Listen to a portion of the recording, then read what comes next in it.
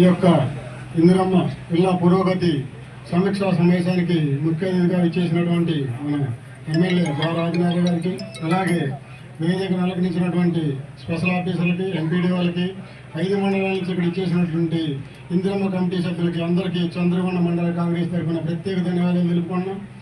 ఈ రోజున ఇందిరమ్మ సర్వే అనేది అధికారులు కూడా చాలా పగడబందిగా ఇందిరమ్మ కమిటీ సభ్యులతో చేయడం జరిగింది. అలాగే ఈ రోజు ఇంతగానో ఇందిరమ్మ ఇల్లు లేకపోవడం కారణం, ఇంత పోటింగ్ పెరగడం కారణం, గత 10 సంవత్సరాల నుంచి బీఆర్ఎస్ గవర్నమెంట్ ఎప్పుడు కూడా పేదలను గుర్తించలేదు, ఒక ఇల్లు ఇవ్వలేదు. అందుకోసం ఈ రోజున ఇన్ని వేల లక్షలలో సంఖ్య స్టేట్ వైజ్ పెరగడం జరిగింది.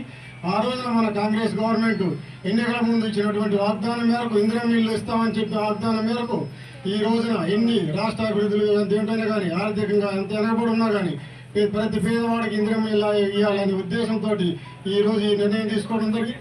అందులో భాగంగా చంద్రగొండ మండలం నుంచి కూడా ప్రత్యేక ధన్యవాదాలు తెలుపుకున్నాం. ఇంకోటి ఏంటంటే, మన గ్రామం ఇచ్చినటువంటి ఇళ్ల విషయంలో ప్రతి ఒక్కరు ఇందిరమ్మ కమిటీ సభ్యులు కానీ, అక్కడ లోకల్ ఉన్నటువంటి ముఖ్య నాయకులు కానీ, డిపార్ట్మెంట్ సభ్యులు కానీ, ప్రతి ఒక్కరికి నిరుపేద కూడా ఎక్కడ కూడా ఈ మనిషికి ఇల్లు ఇచ్చామంటే ఏలో చూపెట్టే పరిస్థితి లేకుండా, మనం ఒకరితో ప్రతిపక్షాలతో మాట చెప్పించుకునే పరిస్థితి లేకుండా రాష్ట్ర గవర్నమెంట్కి, రేవంత్ రెడ్డి గారికి